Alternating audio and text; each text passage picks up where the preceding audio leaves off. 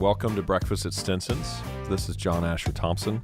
Delighted to have David Kirschner with us today. David is a good friend, graduated together from the University of Texas, very successful in his own right, been at Goldman Sachs for years.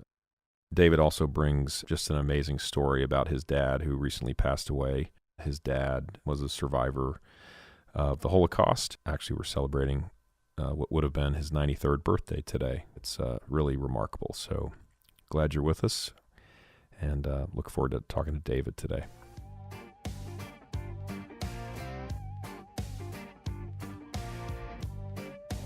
We have with us today David Kirschner, my good friend David, who's actually calling from, are you in Miami or Boca Raton? I'm in Palm Beach today. Or Palm Beach. That would be A or B. No, it's C. Do you have an office in Palm Beach? I do. South Florida, yep. So we'll get started here and just say, for 20 years, I really just want David Kirschner's life.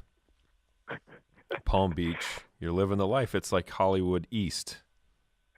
Do you have a convertible down there, David? I do not. I do not have a convertible. It Really? wouldn't be conducive to my light skin. So. Oh. Okay, well, and I also want to comment because we'll just get it out there, David. So David is an old friend of mine, and David, I'm going to get you to introduce yourself and tell a little bit about who you are, and we'll get in. I'll ask you a bunch of questions, that kind of thing. But first, I want you to talk about your ear surgery. Give us the 30-second nutshell of what you just went through for your ear. Sure. The 30-second nutshell is I was diagnosed with something called cochlear otosclerosis, which I'm sure everybody's very familiar with. But basically what it is where a bone, and actually the smallest bone in your body, happens to be in your ear, which is called the stapes.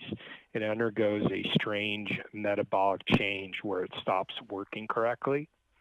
So in the remaining 10 seconds, what that means is that they enter your ear and remove the bone and replace it with a steel prosthesis. So I'm truly the bionic man. Wow. And what it ultimately does is take your hearing, in my case, which was close to being deaf in one ear, and you're allowed to hear the next day. So it's pretty amazing. Wow. And you're already experiencing the results of that? I am. I'm already experienced the results. I'm 3 weeks past surgery, saw the surgeon, and it's a life-changing transformation. Like you don't even need the phone to talk to me right now. Exactly. I can hear you. It sort of feels like you're in Austin. Is that right? Yeah. So it judges not just sound quality, but distance. I love that. Correct. That's so cool. Exactly. I'm very valuable to the military. I always loved Lee Major. I don't know if that was a show of yours, but I love the Bionic Man. That was awesome. $6 million man to be. So anyway, let's get rolling here. So, all right, David, tell us a little bit about yourself. Just give a quick bio, if you will, and who you are, what you do, family, basic info, that kind of thing, and then we'll go from there.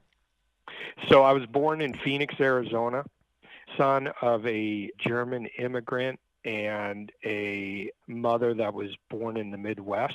They both ended up in Phoenix for different reasons. I'm the youngest of 4 children, the only boy, so 3 sisters. Left the great city of Phoenix to go to another great city, Austin, Texas, for college. I went to be a doctor and graduated as an accountant.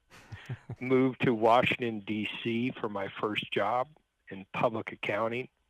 After doing that for 3 years, moved to Philadelphia for graduate school, where I studied business.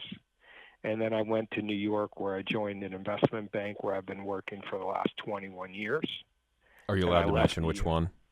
Sure. I worked for Goldman Sachs. Okay. And left New York in 2001, actually 9901. Wow. And moved to Florida for an opportunity, and we've been based out here ever since. Got it. Well, I've known you for a long time, and I right off the bat, I want to ask you, so you went in thinking you're going to be a doctor, and you came out an accountant. What happened? And more importantly, what did your dad think happened? I went to be a doctor because it was the life that I grew up in. My father was an old school general practitioner, solo physician, and we had a great life. He loved his job, and so I went to school thinking that would be a cool thing to do. And after a couple years, I wasn't sure that's what I wanted to do, and my smartest buddies were in the business school. And Texas happened to have a very good accounting program, so I said I might as well start studying that, and I actually enjoyed it and became very interested in the business discipline. And so I remember calling my dad because I switched basically 2.5 years through school. And I called him up and I said, Dad, I think I'm going to switch from biochemistry major to business school, to the business school. And he said, son, that sounds great. And in the back of my mind, I was really angling towards the fact that I could spend an extra year in Austin. Right. And he said, no problem. I think that's great. I understand they have a good business school. I said, well, Dad, I think I might not graduate in 4 years. And he said, son, you can graduate whenever you want. I stop helping you after 4 years, and it's up to you after that. So needless to say, I ended up studying very hard and through summer schools and so on, graduated with an accounting degree. Awesome. Well, let's talk about your dad. I know that he just passed away, and I think I'm probably on target if I say he was, I don't know, the biggest hero in your life, but certainly a hero in your life. And I think you also mentioned that today would have been his birthday. That's right. He would have been actually 93. He was 93. born in 1925. 1925. So I've told you for a long time just the pieces that you've told me about your dad. He's in some ways kind of a hero of mine as well. And my dad is my hero, and everybody's got, a different tale. Your dad's story is just completely exceptional. And I think even more so in the time that we live in today, your dad captures something that I think it's lost on so many people. So would you tell your dad's story? Let's just get a narrative about him. I'd love to hear that. Well, I think if you just start off forgetting for a moment that it was my dad, you would sort of find it a pretty inspiring story in and of itself. And then when you sort of weave in, obviously being the son of this particular man, it becomes, very powerful, obviously to me personally. But maybe what's neat is, he was a larger than life person, but he was a roughly 5'6", 135-pound man that wasn't the type of person to come in and dominate a room, but yet he had a larger-than-life reputation. And I think what's neat about that is that was developed over many, many decades. And if I were to use a sports analogy, this was a guy that was sort of the proverbial 300 hitter and never sort of hit home runs, but was just consistent. And I think a lot of that is a result of the life that he lived. So he was born, as I said, in 1925 in Dortmund, Germany, and that's kind of this somewhat stodgy industrial town in Germany. And his father was actually Czech. His mother was German. And as the German... Can I stop you there just because I love these things? Sure. How did they meet? Do you know? I mean, I'm so curious what life was like back then, right? So how would a Czech man and a German woman meet and get married? Do you know that story? No, I don't know a lot about it other than my grandfather was an architect and had taken a job that had sent him to Germany. Okay. And so I believe they met in Dortmund when he was working. Got it. And so what happened is the expansionism really escalated. His father and mother, which really are a key part of his life, albeit they were only part of his life for amazingly 13 years, they had the foresight to get the family out of Germany and moved to Prague. And so this occurred in 1938. And for the listeners who don't know, because I presume some may not, just in a nutshell, what's going on in 1938 in Germany? It's a very tough place, generally speaking, and particularly tough for Jews. And you had the growing Nazi Party really establishing a significant foothold in Germany at that time. And you basically this was before people knew the degree of how bad things were, but this was at the beginning when you started having people leave Germany and head to places like the Czechoslovakia and other parts of Europe. Yeah. Okay, so they got a sense of what's going on and had the foresight to get out. Correct. Yeah. And Okay.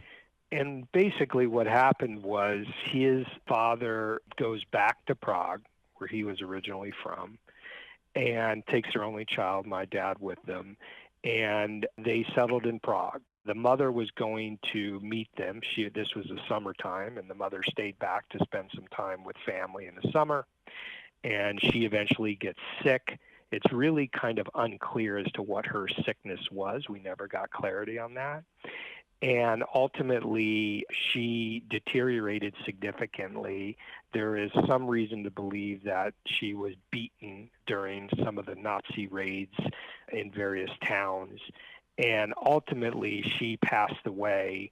And so my dad and his father rushed back to not far from Dortmund and basically have a very quick funeral, which was a dramatic moment for my dad and had implications for him in his whole life, which we can talk about later. And anyway, they bury his mother and return quickly to Prague. So now we're sort of circa 1939 or so. And basically, the big sort of break in my father's life was something called the Kindertransport. And that is really a unbelievable humanitarian effort where you had children being transported from Central Europe to Britain. And the reason why it was Great Britain was because a number of the other countries, including the United States, interesting corollary to where we are today, had strict rules on immigrants coming. And fortunately, Great Britain was a welcome recipient of those kids. And so there's a famous story about a guy named Nicholas Winton who went on to become knighted, who was not a Jew, was a stockbroker, an English stockbroker. And that story is incredible. I encourage anybody to read about Nicholas Winton or go see the movies that were made about him or a 60 Minutes episode on him. Spectacular man that basically started a humanitarian effort to get about 670 children out of Prague to Britain. And fortunately, my dad was one of those kids. What's do you know offhand? I read the bit about him. What you know the name of a movie that's been done?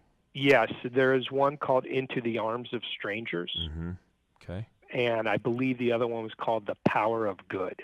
Spectacular story, obviously life-changing for these 670 children and then their offspring. But it really is just a wonderful story because what drove him? Do you know? I mean, does he talk about why? Why did he do it? Apparently, he was just a man that was struck by the humanitarian crisis, and he was supposed to go on a ski trip, and his buddy who he was going to meet was actually already in Prague and said, why don't you come here? I want to show you firsthand what's happening. And apparently the two of them just were so blown away by just the difficulties, and they had the foresight to see that there was a very short period of time for them to have a tremendous impact. And how old was he? I believe he was in his mid-20s. He was Wow. not that old of a man. Wow. Yeah. Wow. Yeah, truly a spectacular story, and as I shared with you, my dad wrote to him and basically said an expression of thanks is inadequate. You changed his life, and he was eternally grateful for that. Tell me your father's name. Rudy. Yeah. Rudolph, but he went by Rudy. Yeah. He wrote you guys a note. You guys meaning you and your sisters, about not just what Mr. Winton did, but what your grandfather did. Do you by any chance have those words? I've got them handy if you don't. Your dad wrote in a letter, "My dear children." Yeah, he wrote, as you know, he wrote to us in a letter that said, "My dear children, my father sent his only child, his 14-year-old son, to a foreign country.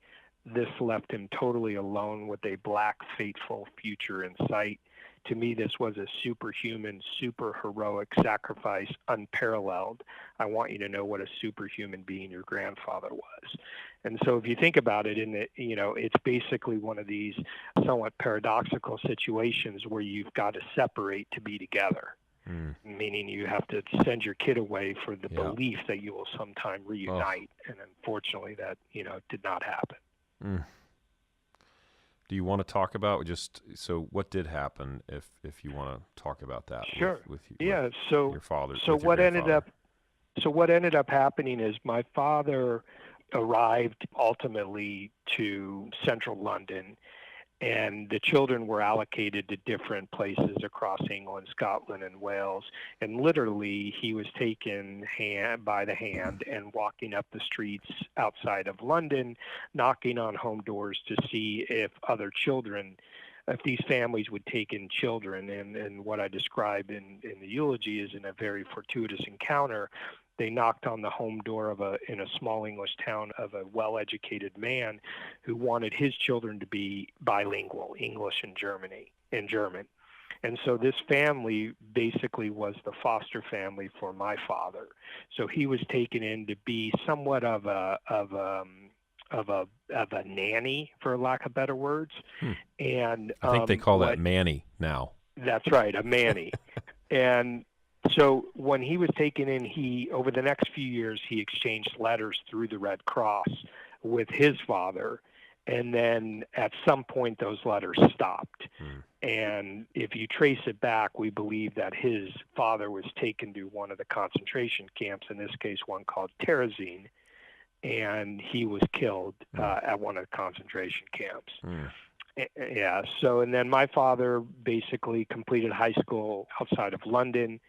And upon basically towards the end of the war in the mid-40s, he joined the U.S. Army as they were hiring interpreters. And then ultimately that role took him from London to Berlin, where he lived in 1947 before coming to the States. Wow. Those intervening years were, significant, had a significant impact on my father when he lived in London. So 1947, he's back in Germany, and then somehow ends up in Phoenix. How did that happen? So basically what happens is in 1947 he leaves Berlin and immigrates to the U.S. Why did he do that? I'm just out of curiosity. I'm reading a lot of stuff. I read a lot of history, and obviously there's a lot of people leaving Germany, but why did he want to come to the U.S.? So one of his, I don't know what level in the Army he was, but one of the people that he reported to, they had a really nice relationship. And I think after seeing what he saw throughout Europe, he felt that the United States would be a better place for him to begin the next chapter of his life. So he traveled by boat to New York, and this friend of his in the U.S. Army had a friend in Texas. And knowing that my dad probably wanted to be a doctor, he said, and it was very difficult for someone with a high school education that was an immigrant to get into medical school. And remember, you didn't need to graduate from college at that time to get into medical school. You could continue to apply. And so it was they had quotas, and it was very difficult, particularly in the Northeast, in New York specifically, for a Jewish immigrant with only a high school diploma to consider going to medical school at that point. So having no real connections, he followed his friend's advice, and that took him to Houston, Texas.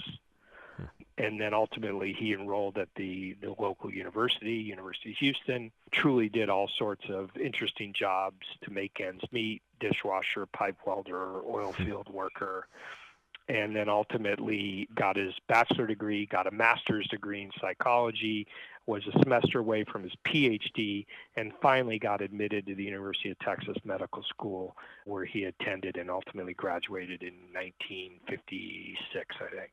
Wow. Did he do his undergrad at UT also, or did he do that in Houston? No, he did that at Houston. Got it. Wow. Yeah. So that brings us to 1956. He joined the U.S. Army, the U.S. Air Force, rather, after medical school, and they moved him to a base called Luke Air Force Base, which is just outside of Phoenix. And my mother, who is 12 years younger, was originally born in Wisconsin, and her father had asthma, and this was back in the day where they encouraged you to move to the dry Southwest. So they chose Phoenix. My mom moved there when she was very young, and sure enough, they meet. She's a waitress at some coffee shop, and the story goes that they met. She mentioned that her father was in the oil business. So my dad, having spent all his time in Texas, says he's not stupid. He asks her to marry him. And they get married, and after they're married and have 4 kids, he finally realized that the oil business is one gas station in South Phoenix. But fortunately, they get married, and they had a 58-year marriage. So Wow. It worked out pretty well. Awesome. Gosh, there's so many things that we could dive into. He clearly did he ever lose the German accent? Obviously, he spoke good English, but could you always hear the German when he spoke in his older years?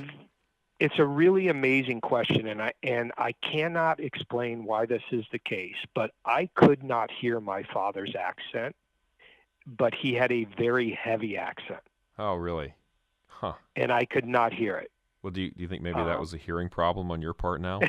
That might have been the early stages of the otosclerosis, perhaps. I think that the fact that you can say what your condition was indicates you probably had some capacity for medicine. But anyway, I've been trying to say that. I can't say it. I'm not going to try. It just represents my OCD tendencies of studying everything about the disease. But no. So what's interesting is, yes, he had a very significant German accent, and he still held on to, for example, he counted in German. It was just easier, quicker, more accurate for him to count in German. So he still had some interesting, German tendencies. One of my sisters studied German.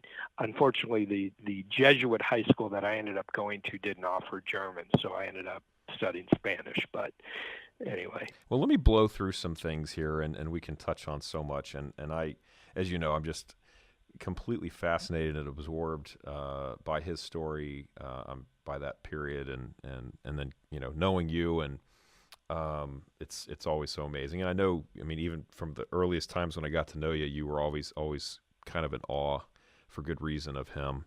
And by the way, as a father, I appreciate that and can only hope that my children would be as respectful and in awe of me. So I've got a lot of work to do. And I'm way behind also it looks like, looking at this page. But a few things that jump out. And one, I just crack up, and I hope you'll touch on some of these things, but he had such a great sense of humor. And I want you to tell a couple of things, but as you know, I read a lot about the Holocaust. I read a lot about Jewish history.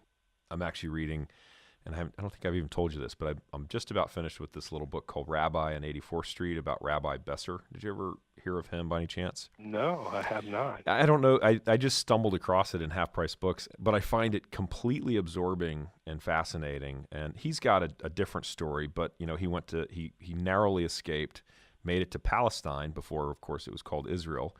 Anyway, what's interesting, there's so many things interesting about it, but Rabbi Besser talked about religion, kind of what the Holocaust did to people's faith, about their view of the world. And then, you read and I'll probably mispronounce the word, but, the name Elie Wiesel and Viktor Frankl, and all that stuff. So question I have, what did that do to your dad's view of the world, as far as, whether you want to talk about it in terms of faith or optimism, cynicism, view of humans? He seems like he had, and this, I'm tying it back to this sort of sense of humor that he clearly had, such a good one.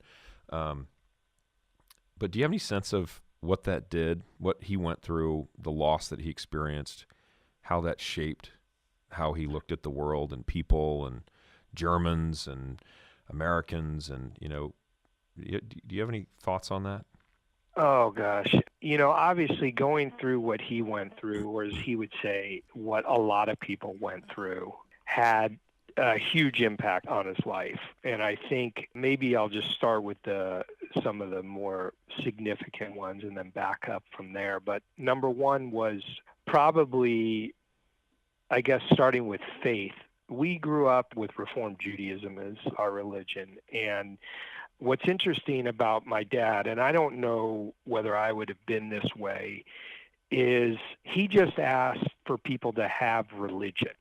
It wasn't so much that one should be Jewish or one should be Jewish view interpretations are more right than another. He just thought there was tremendous value in religion. And I respected him for that, because I think a lot of people, having gone through what they went through, meaning, they were treated the way they were treated for one simple reason, that they were Jews, could harden your view and make you more of a Zionist. But it softened his view. And I think the best example, there are two good examples of that. Number one is the fact that he encouraged me to go to a Jesuit institution for high school. That's fascinating. And he just loved the Jesuit approach to education.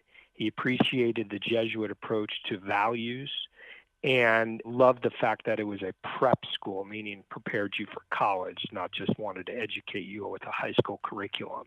And the fact that it was Jesuit didn't bother him, thought it was great that I would be learning about the Old Testament from a Jesuit viewpoint. And I thought that was really underscored the kind of man that he was.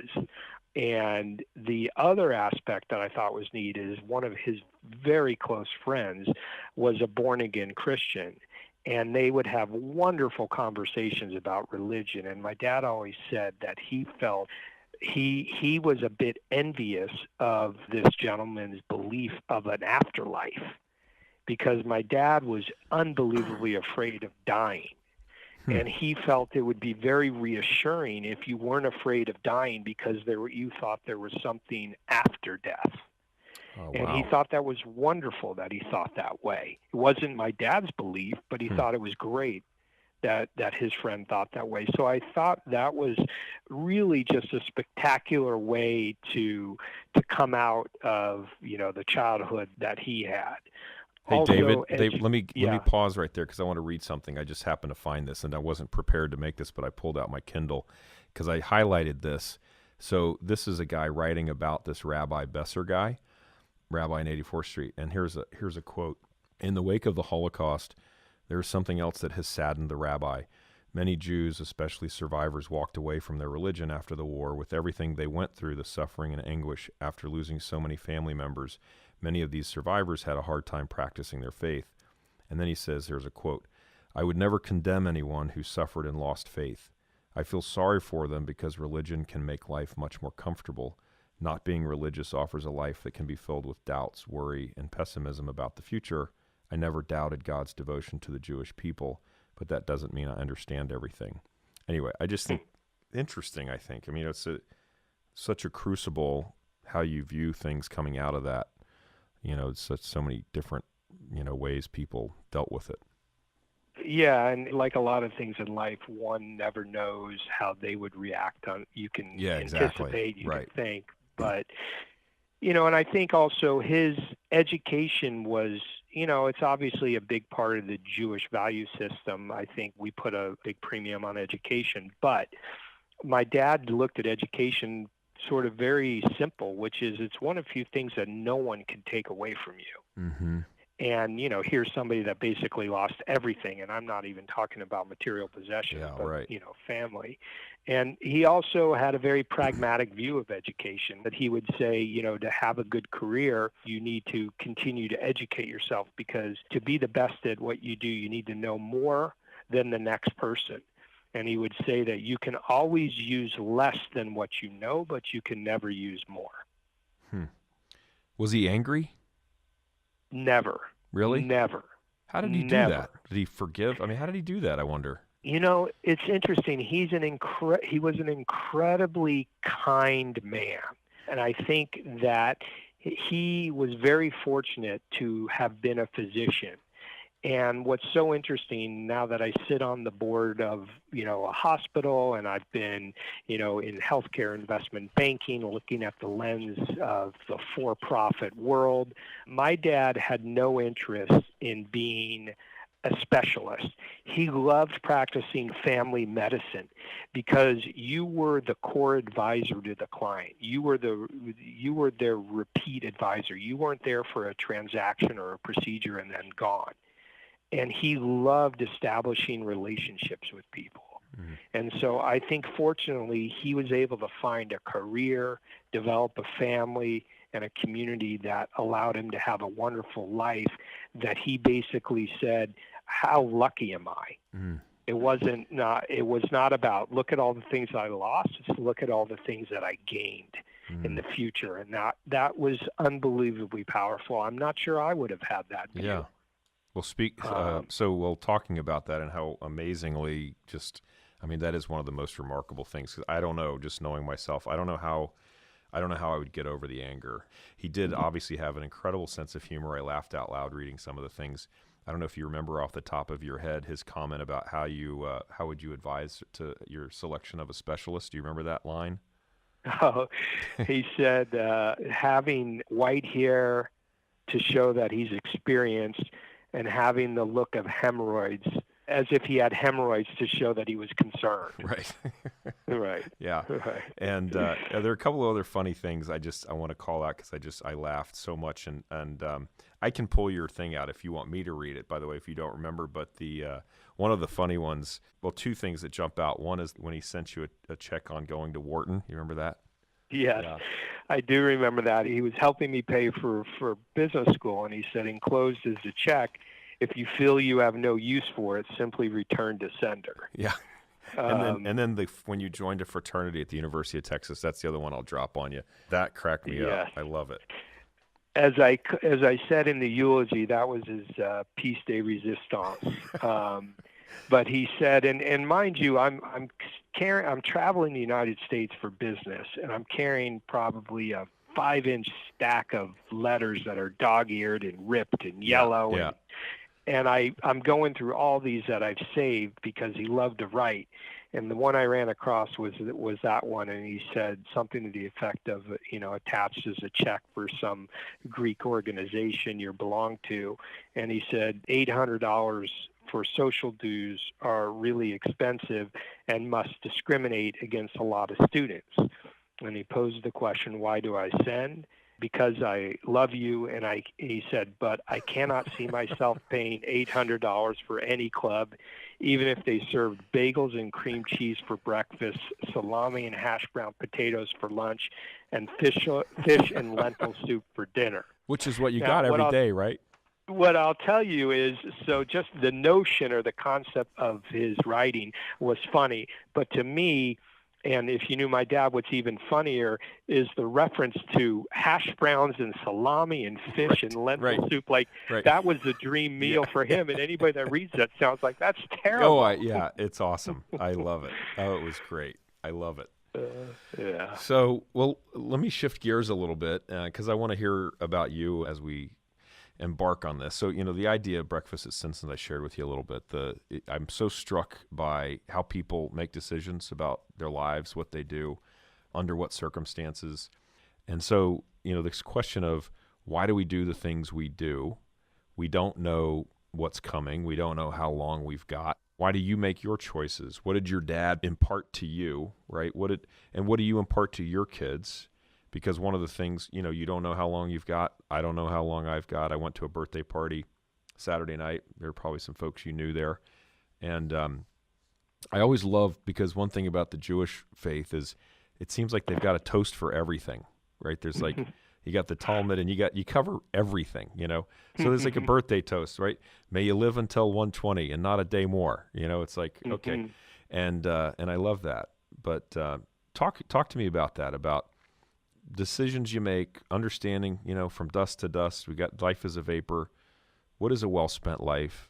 How did your dad view that? And I think you've answered that somewhat. What did he impart to you, and how do you feel about that? And by the way, I want to make clear, we joke about it, but you've enjoyed a lot of success in your life, and I can speak to your family, but also your work, your friendships, your relationships. You've been doing some good things in your life. And so I'd like to hear that, like, what's the continuity there? What's the basis of decisions? What do you transmit to your kids? What are your thoughts on that? I've been talking long enough here so you can formulate an answer. No, I appreciate. Can you keep going? Because that's a complicated one, and it's very fluid, because I think the way you might define whether it's success or happiness, or the way you think you might parent when you're younger versus when you're 30 versus 40 versus 50 changes. Yeah, totally. And it changes not only because your children change and are facing different situations, but you change significantly and you go through life events, which causes you to, see it through different lenses.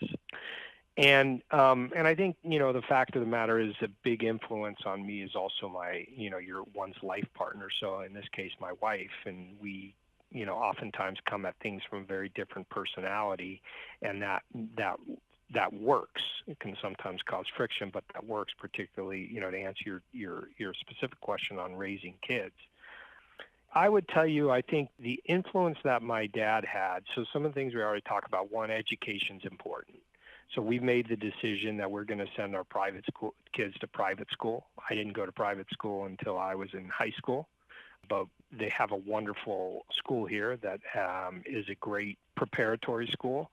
And so education is important to us, and we're fortunate that we can afford it. And so education is important to my kids. Now, let me be very clear. That does not mean they go to Ivy League schools. It just means that they get a good education. Mm-hmm. Number two is, I think what I also learned from my dad is kindness is critical to your life. And I think it made it to the eulogy. I can't recall right now. But one of the things that he said about my mom, which is very true, is that she's an incredibly kind person and very appreciative to the little people in the world. And if you go to the grocery store, everybody knows my mom. You go to the deli, everybody knows my mom. And the point is that the utility of a compliment is underappreciated. Yeah. And so that is something that really hits home to my kids. I take pride in the fact that they, exercise good decorum. They're still kids. They're not perfect, but, they shake hands, they look you in the eye. Those little things I certainly got from my dad, and I try to pass on to my kids. So I think, education, appreciation for kindness, a degree of humility, and, those I think all run pretty deep in my kids. I think we've got some added pressures. People joke with me here at Goldman Sachs that I was able to, build a great career and do it in a place that has a great quality of life. So they sort of say, geez, you figured it out. And I sort of explained to them that I have the same units of stress that they have. It's just spent differently. Instead of worrying about my kid crossing Park Avenue or whatever it is, I worry about the fact that there's not one gate that we go through before we get to our house. There's actually two gates because we live in this gated golf community. And, that has big implications on the way your kids think about the world. That's not normal. And so they need to understand, that it's fortunate that we can live that way, but most people don't. I think, what I learned from my dad is it's the consistency of making sure they understand that. It's not saying it once, twice, three times. It's the consistency of drilling that in. And that's something that I spent a lot of time on. And then one thing, and I would say, JT, and I think this could be its own podcast, is I am a firm believer, and not just because I read Steven Pinker's Enlightenment Now book, but I'm a firm believer that the world is a far better place today than it's ever been, ever, not even close. Interesting. That's one of the topics. So that is interesting. So keep going. Why? Oh, my God. Well, first of all, so I have the benefit of the good fortune, I should say, of being the chairman of the board of the school where my kids go. So consequently, that causes me to have to deliver speeches every now and then. And what I like doing it is it forces you to sit down on a weekend and sort of say, geez, what do I want to say? And how do I say it in a very interesting way? And one of the speeches I gave was, everybody is following the political discourse and sort of the world is ending and it's worse today than it ever was. And I started doing some research. And of course, there's a lot of interesting data about the world today versus last summer. I read a biography on John Rockefeller, which I knew very little about, And, you compare yourself to what life was like as the world's richest man when Rockefeller was around versus where it is today. We all live better than Rockefeller lives right. in many ways. Yeah. And there's, a number of wonderful statistics. But to a group of middle school and high school kids, they don't really care what it was like in 1830. So I said, let's not look at it. Let's look at it was like since I've been born. And Tom Friedman, and the journalist in the New York Times, he had a great. I remember reading this. He pointed out that the first Intel processor came out in 1971, and due to the infamous Moore's law, the current Intel processor is something like 3,500 times the performance, 1,000 times more energy efficient, and something like 60,000 times lower in cost. And he translated that into, what if that happened to the VW Beetle? So if it advanced at the same rate from 1971 to today, to put it in perspective, it would travel at 300,000 miles an hour. It'd get 2 million miles per gallon, and it would cost 4 cents to make. And so, and then I talked about one of the lines I had in there that was, Microsoft sold a computer mouse in 1985 for $179. If you adjust it for inflation, that's about $400 today. And so think about it. A mouse costs equivalent to $400. Now you can buy a Chromebook, a Kindle tablet, an iPhone 5, and Chipotle for $400. But can you pay for the medical bills from the Nova virus you get from? I'm just kidding. No, or I mean, let me keep going. IBM Watson. There's a lot of talk about how it's going to be utilized in healthcare. The Watson AI system reads 200 million pages in 3 seconds. Wow. And then, I sort of told them, like, I went off on healthcare. It used to cost, in 2001, it cost $100 million to sequence the human genome. Today, it costs like less than $1,000, and it's gone from taking 8 years to 27 hours. And so, and then, I tried to make it even more relatable. And I said, look at what, Spotify has gone, from 0 to what, 120 million subscribers in less than 10 years. Yeah. And then, last point I would make was what I said to them is that, there's the Gen Z, I guess they're called.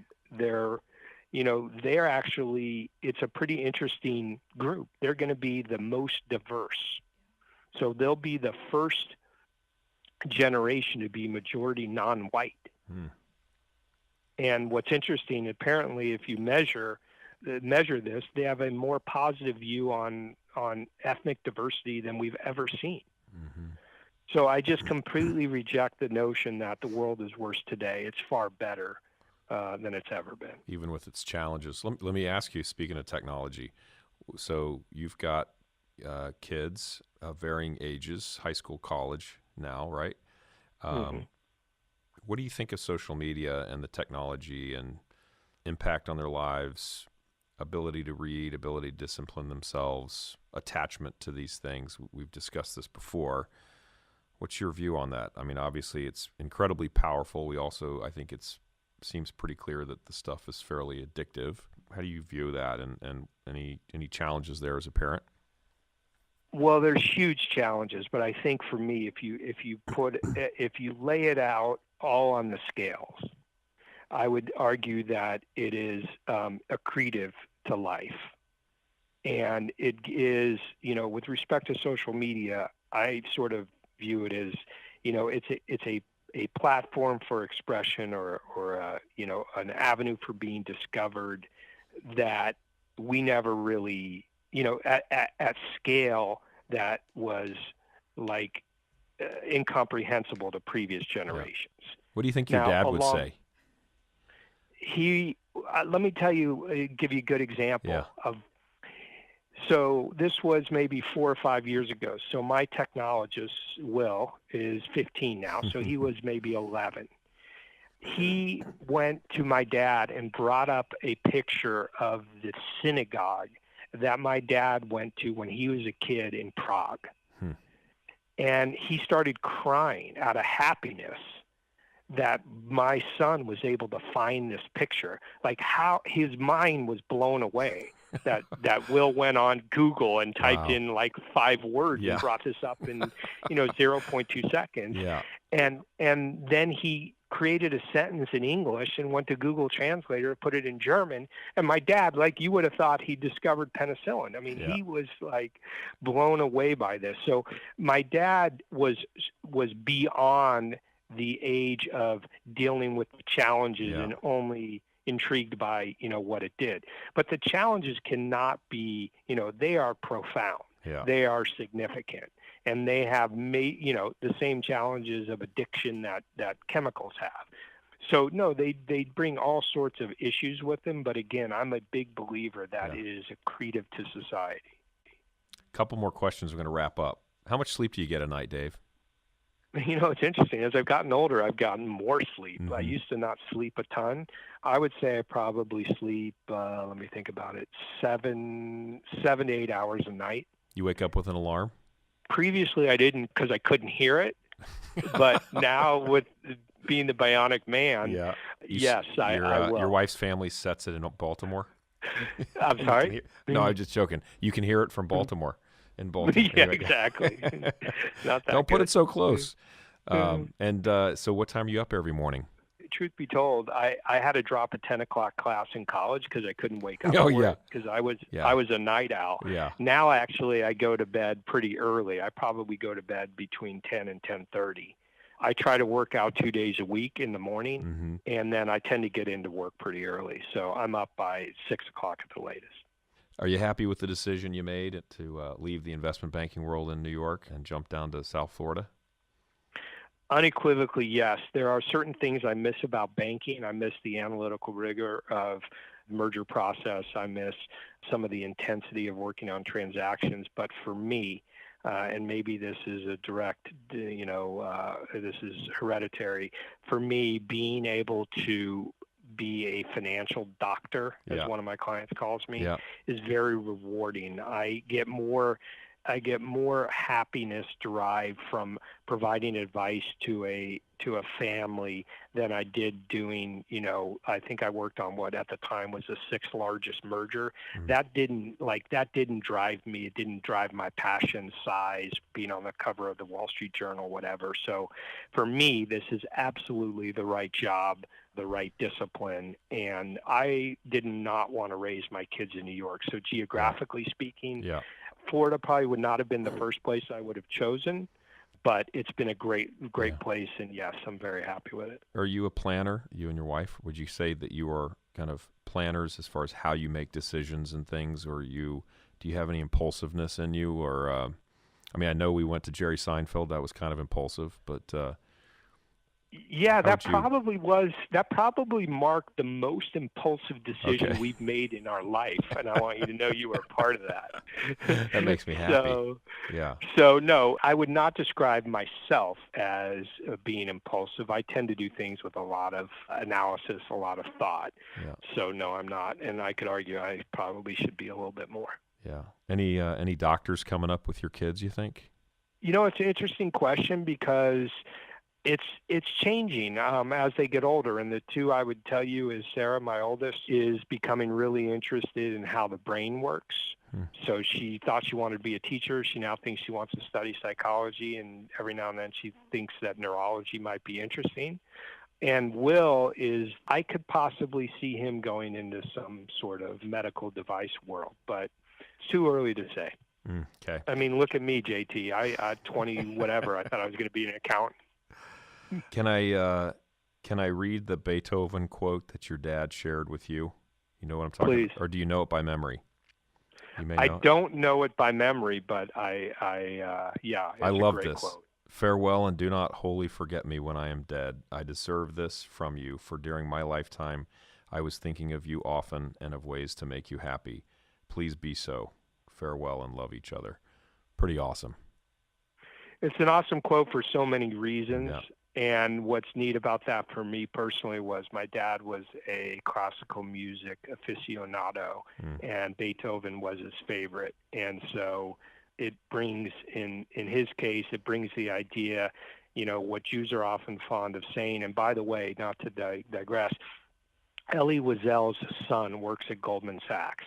And when Ellie passed away, I sent his son, who has a very big job at the firm, runs all of technology, a little note. And then when my dad passed away, I posted him on it, and we had a nice email exchange.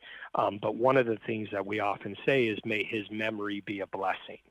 And so this quote talks about, do not wholly forget me, so i.e. may a memory be a blessing. He says, I was thinking of you often, which family was really important. Being happy was really important. And then I think love each other was ultimately what all my dad asked for. Let's end on that. David, thank you. And tell everybody I said hi. You got it, bud. Happy to do this anytime.